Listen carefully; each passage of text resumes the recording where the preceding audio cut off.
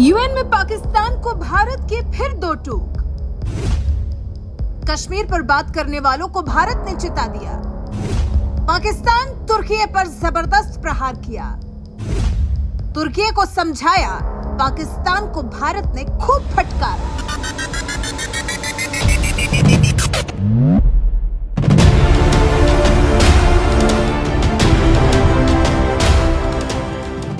ये नरेंद्र मोदी का भारत है और विरोधी देश जितनी जल्दी ये बात समझ जाएं, उनके लिए उतना ही बेहतर है, क्योंकि इस नए भारत में दुश्मनों की अकल ठिकाने लगाने में जरा भी देर नहीं लगती। मोदी सरकार देश के अंदरूनी मामलों में घुसने वालों को जरा भी नहीं बख्शती, और बात जब कश्मीर की आ जाती है तो फिर भारत किसी भी विरोधी की एक बात बर्दाश्त नहीं करता। जो भी कश्मीर को लेकर भारत को ज्ञान देने आता है, फिर भारत उसे तबीयत से फटकारता भी है, क्योंकि नरेंद्र मोदी का भारत पूरी दुनिया को साफ साफ लफ्जों में बता चुका है कि ये नरेंद्र मोदी का नया भारत है और कश्मीर भारत का अभिन्न अंग था, है और हमेशा रहेगा। लेकिन तब भी जब पाकिस्तान और तुर्की जैसे देशों को ये बात समझ में नहीं आई, तो फिर भारत ने तगड़ी सीख दी है। मौका था संयुक्त राष्ट्र की मानवाधिकार परिषद के 55वें सत्र का। यहाँ भारत की प्रतिनिधि अनुपमा सिंह ने कश्मीर पर तुर्की और पाकिस्तान की तरफ से दिए गए हालिया बयान पर जवाब देते हुए कहा कि ये भारत का अंदरूनी मामला है और इसमें किसी भी देश को दखलंदाजी नहीं करनी चाहिए। इसके साथ ही तुर्की से भारत ने उम्मीद जताई है कि वो फिर ऐसी हरकत नहीं करेगा।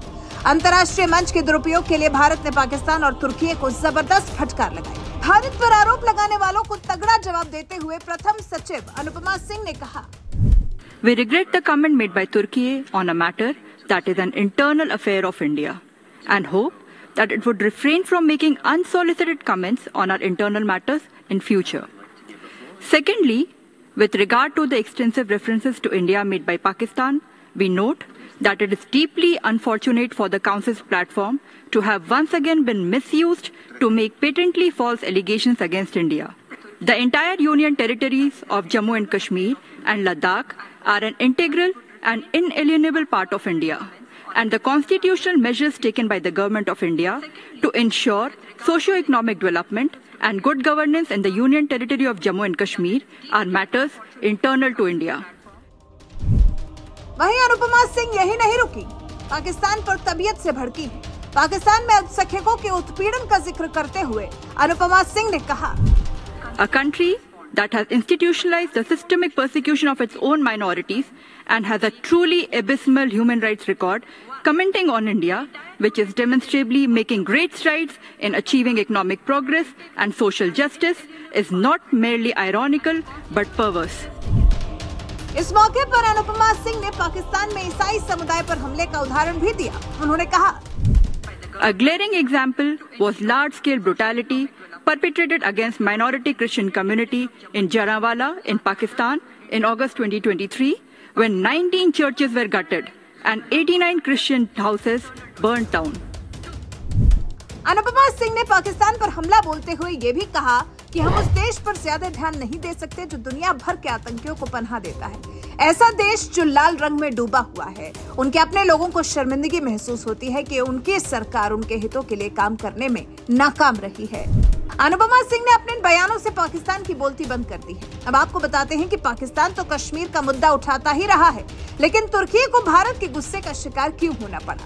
तुर्की ने आखिर भारत के अभिन्न अंग कश्मीर पर क्या कहा?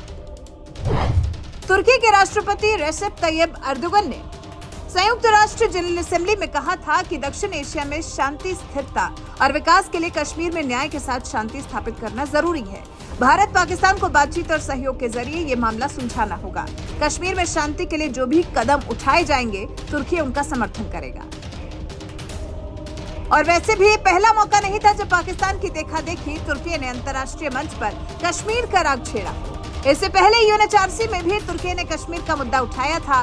उस समय एर्दोगन ने संयुक्त राष्ट्र रिजोल्यूशन के जरिए कश्मीर का मुद्दा हल करने की बात कही थी। पिछले साल भी संयुक्त राष्ट्र की जनरल असेंबली में तुर्की ने कहा था कि कश्मीर की समस्या 74 साल से जारी है, दोनों पक्षों को संयुक्त राष्ट्र के साथ मिलकर इसे हल करना चाहिए। 2019 में कश्मीर से आर्टिकल 370 हटने के बाद तुर्की ने कहा था कि इससे हालात और खराब हुए हैं। जबकि भारत का रुख साफ है कि भारत अंदरूनी मामलों को लेकर किसी से टीका टिप्पणी नहीं चाहता है। भारत किसी को इजाजत नहीं देता है कि कोई भी भारत के अंदरूनी मामलों में बोले, लेकिन फिर भी जो देश इससे बाज नहीं आते हैं तो फिर मजबूरन भारत को तल्ख शब्दों का इस्तेमाल कर इन्हें सबक सिखाना ही पड़ता है। वैसे पाकिस्तान और तुर्की को जिस तरह से भारत की प्रथम सचिव अनुपमा सिंह ने धोया है, इस बारे में आपका क्या कुछ कहना है?